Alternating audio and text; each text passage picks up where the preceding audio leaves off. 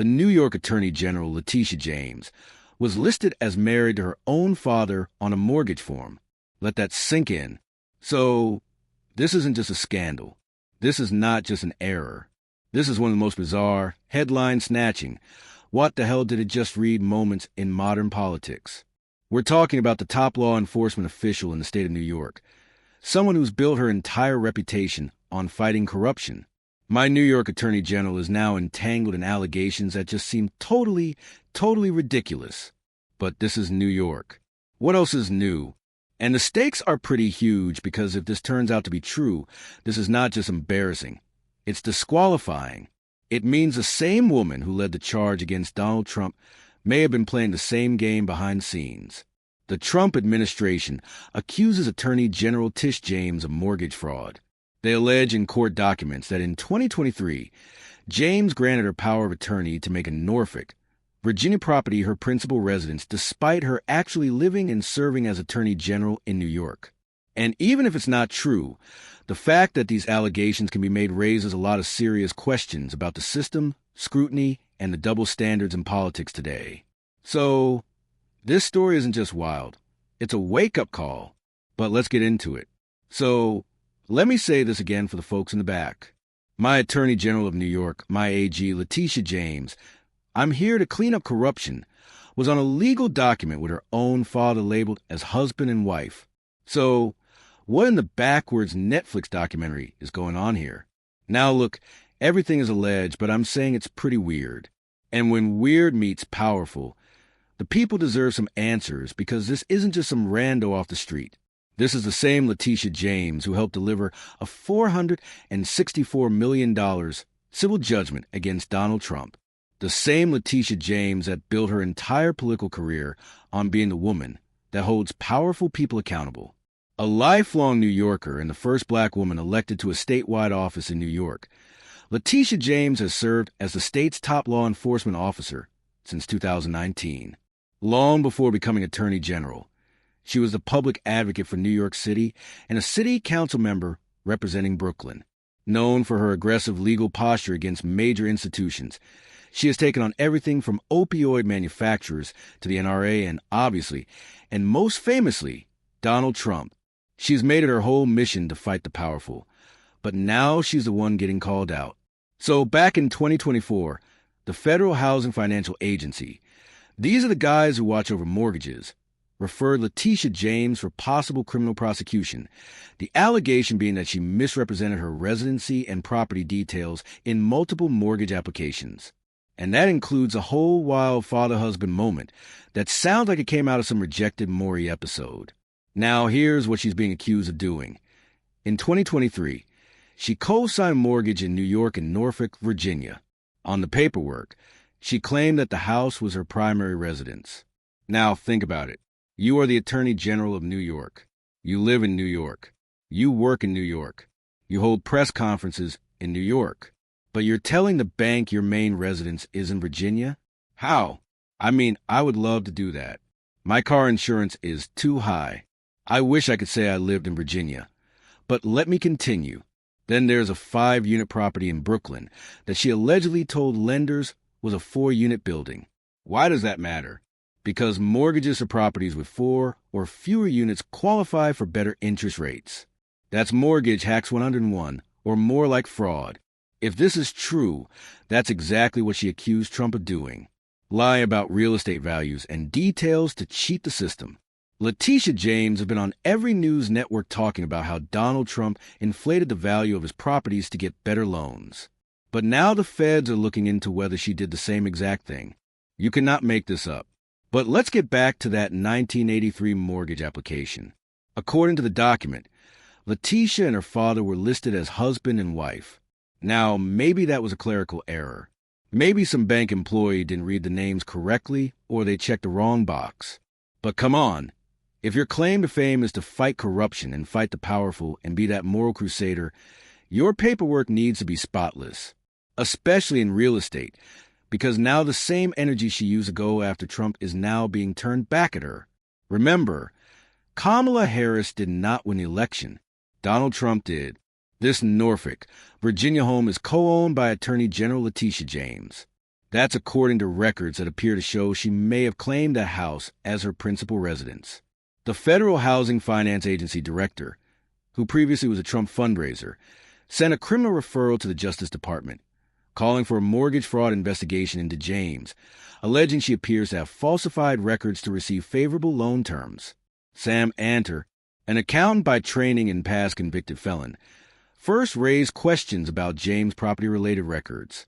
If she did actually use it as her primary residence, she'd be disqualified automatically as the Attorney General. If she didn't actually use it as a primary residence, she would be committing mortgage fraud. So, this whole saga between Letitia James and Donald Trump has been a political battle for years at this point, right? They got major beef. And now the ball may have bounced into her own court, but she is fumbling. That's a really long, protracted sports analogy, but I'm just going to keep it in. Letitia James launched herself into the national spotlight by making Trump her personal villain. Press conference after press conference, she labeled him a liar, a cheat, a con artist. Her team investigated Trump's real estate empire, calling out some valuations and misrepresentations that eventually led to that $464 million civil fraud judgment that made a whole lot of headlines, made a lot of donors reach into their wallets, and brought a lot of attention to Letitia James. Trump, on the other hand, obviously did not take that sitting down. He's been calling her corrupt, biased, unfit for office ever since. He says that she's just a political actor hiding behind a badge. And now, with these new allegations, Trump isn't just saying, "I told you so." He's blasted through all the social media, campaign rallies, anywhere where the mic is on. To him, this is proof that she is no better than the people she tries to prosecute. Letitia calls it retaliation. Trump calls it karma. Either way, it's a complete mess. Even if she's innocent, the optics don't look great. You know, headlines write themselves. The same woman who dragged Trump for financial manipulation is now being accused of manipulating her own finances. And in politics, perception can be more powerful than proof.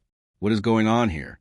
Did anybody contact you before this letter went out accusing you of this, that, and the other, and making a criminal referral about real estate transactions? No, not at all. And let me just say to all New Yorkers and all Americans, the allegations are baseless. The allegations are nothing more than a revenge tour. And as you mentioned, my office was successful in securing a $454 million judgment against Donald Trump and others for exaggerating the value of his assets. He engaged in a pattern and practice of fraud, and the interest is accruing each and every day while the case is on appeal. Now imagine if the situation was flipped. If Trump's mortgage papers said that he was married to his daughter, we would never hear the end of it. I mean, we've seen some weird things he said about his daughter.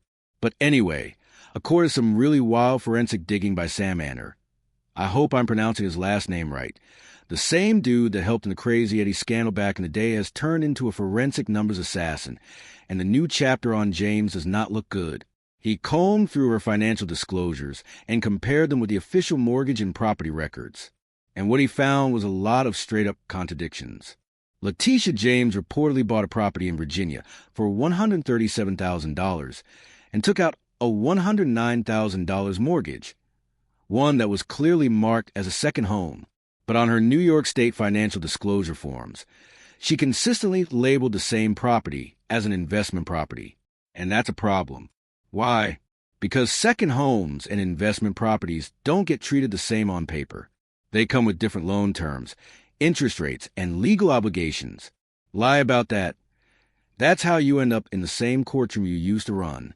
So, in 2023, 2 brand new mortgages magically appeared on her financial disclosures, totaling between $250,000 to $400,000, except no one can find an official record of them. No title history, no UCC filings, nothing. Nada. It's like they poofed into existence just in time for the annual report.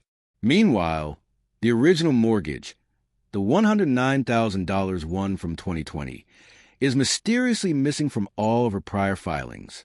So, the math ain't matang. You can't have a property you say is worth $150,000 and claim it carries $400,000 in loans and zero income. It's not just sketchy. It's basically a fantasy land. The timing isn't exactly helping her case either. Right in the middle of the storm, she announced a big money fundraiser for her 2026 re-election campaign. Tickets start at $500, but if you're really feeling spicy or really feeling generous, you can drop up to $18,000 per person to support her run. The price of a car. Actually, I'll take that back. You can't get a decent car for $18,000 nowadays. So let me get this straight. There are allegations that you might have lied on a mortgage, misrepresented a building, and claimed that your dad is your husband. And your first move is just to pass the hat around and make some money? The audacity has its own congressional district at this point. Letitia James has denied all the accusations. In an interview, she didn't just push back. She came out swinging. She called the entire process baseless and chalked it up to what she describes as a revenge tour orchestrated by President Donald Trump and his allies. According to her, this is nothing more than a political stunt aimed at getting a headline. She went on record saying, "I will not be silenced. I will not be bullied. I will not bend. I will not break. I will not bow to anyone." The classic double down. Letitia James on her image as a fighter. She insists that her niece owns a Virginia property, not her. No one is above the law, including the President of these United States. The Office of the Attorney General will continue to stand up, and it is nothing more than a headline, nothing more than, again, retaliation against all the actions that I have taken successfully against Donald Trump. Now, the problem is, she also did not directly answer the question about the Brooklyn property in question, saying that she won't litigate the matter in the press and would respond through proper legal channels. That doesn't sound really good. They're saying that your house in Brooklyn is a legal 5-family, and the mortgage on it is for a 4-family house. Is that true? So, let me just say that, Errol, as any good attorney, I will not litigate this case on camera. It's important that we will respond to these allegations at the appropriate time and in the appropriate way. But I will not go back and forth with respect to these baseless allegations. I am more focused, again, on standing up for freedoms, the liberties, and for the rule of law in the state of New York. James even revealed that right-wing protesters have shown up to her home and her relatives' homes in Virginia, harassing neighbors and knocking on doors. She described the whole thing as nothing more than a spectacle meant to smear her character. Every person that we talk about on this channel has a big, strong double down. I ain't do anything wrong, and then it turns out they did something wrong. So we'll see. To her credit, she didn't hide. She stood firm. But critics are quick to point out that she didn't exactly offer any proof or documentation. Just a lot of strong words and public pushback. Her argument is that Trump and his team want a headline saying, "Letitia James under investigation," so they can spin this as a win. But that doesn't explain the documents. That doesn't explain the mortgage claims. That doesn't explain why, of all things, the bank would list you and your dad as spouses. It sounds like fraud. The public deserves transparency. Because when you made your entire career off the promise that you're not like the rest of them, the corrupt ones, the greedy ones, the untouchable ones, then you've got to hold yourself to the same standard. You don't get to scream fraud with skeletons in your own mortgage closet. You don't get to play superhero while your own story reads like a redacted government file, and you're marrying your father. Allegedly, this is bigger than obviously just one politician. It's about the trust. Because once politics and prosecution start mixing too heavily, it stops being about justice and starts looking like revenge. And this is where the real danger creeps in. In my opinion, the courts are supposed to be sacred. They're supposed to be neutral, a place where facts matter more than feelings, where the law outweighs political beefs. But lately, it's starting to look more like a reality show than a courtroom. Every time someone loses power or influence, what do? Launch an investigation, file a lawsuit, call the feds. It's turned into a weapon of convenience. And when both sides are guilty of that, the whole system breaks. Even the accusations of political retaliation are toxic because it makes regular people like us stop trusting the justice system.